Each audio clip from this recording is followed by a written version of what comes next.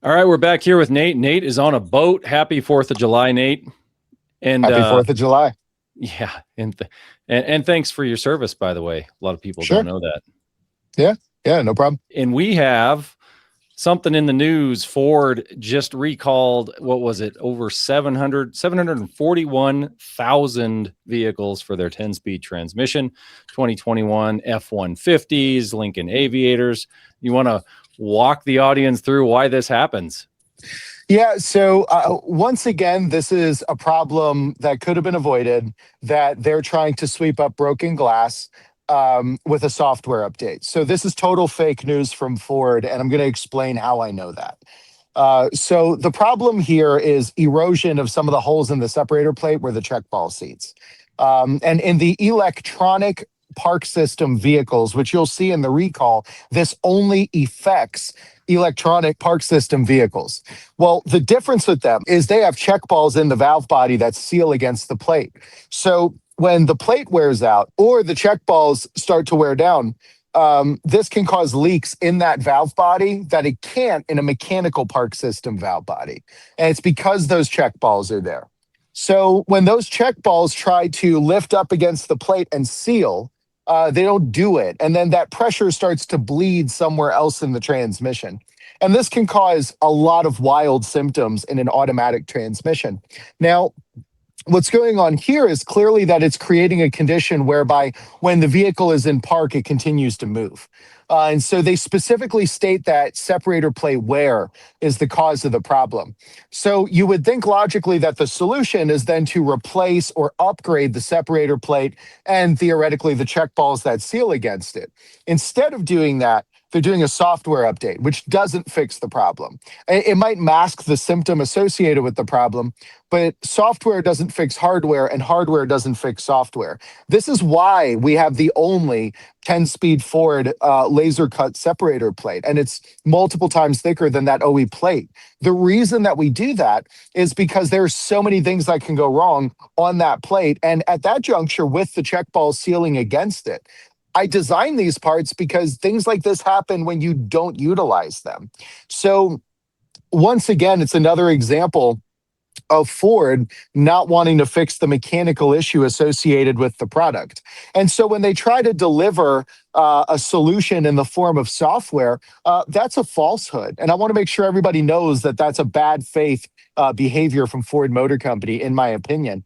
And the last thing I would say is if you've identified the problem as a mechanical deterioration inside the vehicle, then how is changing a couple lines of software going to change anything? It's obviously nonsense.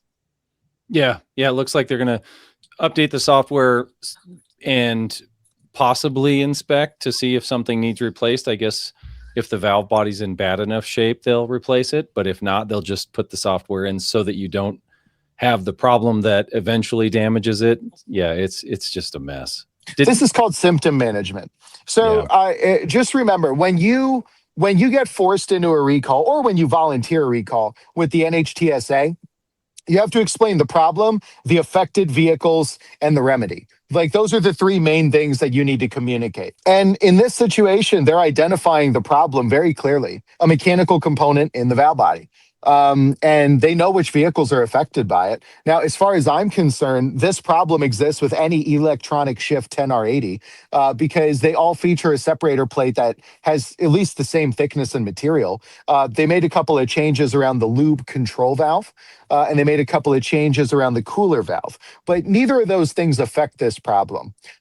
If you have an electronic Park 10R80, you have the capacity for the problem they're describing here, separator plate wear. So they really should be recalling all of them that are equipped with the electronic park system. So basically all the Lincolns and a lot of the Explorers and F-150s. But, you know, once again, that would cost more money than they want to throw at this defective consumer product. And so the solution for them is, once again, a software update, which is a good excuse to get people into the dealership, mine their data, sell the data to companies like LexisNexis, who then sell it to insurance companies. And then the cycle continues. And at no point does your vehicle become mechanically upgraded to prevent this problem in the future. That's the problem with Ford Motor Company, in my opinion. Yeah, and GM did this, didn't they, with their rear wheel lockup? Same thing. Software. 100%. Yeah. So they they decided they didn't want to license the fix from us, so we're patent pending on the fix for that. It's an internally hinged delete plug for transmission valves. So we're patent pending on that. They told us they didn't want to use the technology no matter how cheap we went, which is completely fine. But then they had the nerve to go release a technical service bulletin across all of their dealerships saying, hey, there's no fix for this problem right now. And here's what you do. And it's, it's kind of crazy because we pitched the fix to you and you said no. It's one thing if you say there's a fix for the problem, we just don't want to pay for it. But that's not what they did. They went out and lied to the public and said that there's no solution to the problem after we pitched them the solution to the problem. Yeah. And in Ford's case, you think they're going to just play it like they always do, where they slowly recalling them and they'll just phase in recalls to the newer ones, like a 22, 23, 24, and they'll just phase them in? Or do you think they'll just try to ignore it until they're forced to do the recall? I'm very confident that with the electronic park systems, if this problem is happening on the older ones, is going to happen on the newer ones because it's the same components, right? So like, for example, the 6.4 liter Power Stroke, that's an engine that had a lot of problems, right? And I know there's some guys out there that love them and like, that's fine. I'm just saying like, it's objectively not the most reliable engine. If you recalled the 2008 6.4 liter Power Stroke because they were, blowing up, right? Well, why wouldn't the 9s and 10s, which are basically the same engine, have that problem too? And so eventually you would expect that the 9s and 10s get dragged into the recall because it was made for 08 through 10. That's exactly what we're going to see here. The same component that is failing is used across a quantity of model years. So when they isolate a specific window of years for a problem that ties to a component that is unchanged across nearly all of those years, it's impossible that the issue will not represent in later model years. And you can verify me as correct with this because this is what happened with General Motors. I'm on record saying that they were going to expand the rear wheel locking up recall to all sorts of different vehicles. They started with a small number and they ended with, I forget, it was like over 1 million, something like that. They kept expanding the recall. And I said this was going to happen because the problem was caused by feed limit valves. And any vehicle that had the feed limit valves in the 10-speed General Motors or Allison transmission is going to encounter this issue eventually if the valves wear down enough. We have the only delete kit for them in existence. We're patenting it. This is why I design stuff like this, is because I'm trying to explain this is where these problems come from. They design the valve bodies to fail. That's why we focus exclusively on do-it-yourself upgrade kits for valve bodies that patch these things. This is designed to be this way. It's not an accident. They want these things to fail. That's the entire point. And I don't know how many times I need to say that and prove it and demonstrate it and bring out evidence before people believe me. And it seems like most people do believe me that they're designing shit to fail. I wouldn't have a job if they weren't.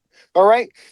That's the entire purpose of NextGen Drivetrain. Is like they're making it to fail, we're making it to succeed, and selling the ability to do it. Like my whole business model surrounds these people choosing to not make quality product. Like I saw somebody who commented and got a top comment once on a previous video that I did on your channel with you, and I forget who it was, or I'd give them credit, but I have parroted this saying dozens of times since I saw it. If Nate wasn't right, he would be sued out of existence. That's the point. Like everything I'm saying, if I was making it up, these companies would eviscerate me in civil court, but they don't. I mean, they say ugly to me. They have these little bots that go on Facebook and their accounts that have no friends that were made 3 days ago talking about how bad we are. I mean, they do all that, but you can't drag me into court. You can't say, oh, they defamed our brand.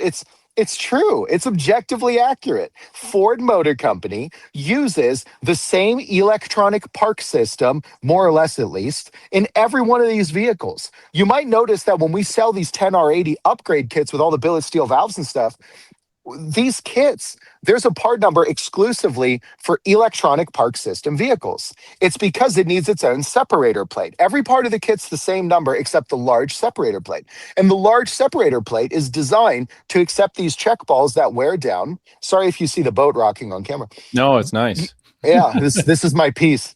But my point is like it's designed to accept these check balls that erode, and they keep using softer and softer and softer check ball materials. Look into that. And the excuse is, oh well, we went from steel to polyamide imodized or whatever it's called because the steel ones would radiate heat and it would damage the separator plate. That is true, but once they went to the Viton branded check balls, that was as good as it's going to get. Obviously, the steel ones would not erode the way those do.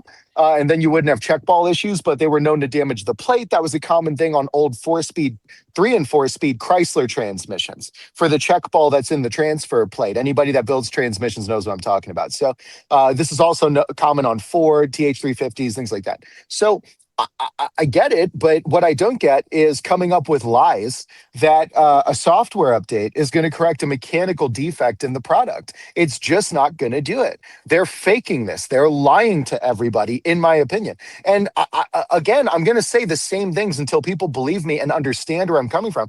These companies are designing the products to fail. The moment the warranty's done, they want it to fail so that you either buy a new one or you buy the repair parts from them. And they're trying to monopolize repair, and they already own new vehicle sales through their franchise networks. It's a giant racket. It's never going to stop. They're making this stuff to fail. It is intentional, in my opinion.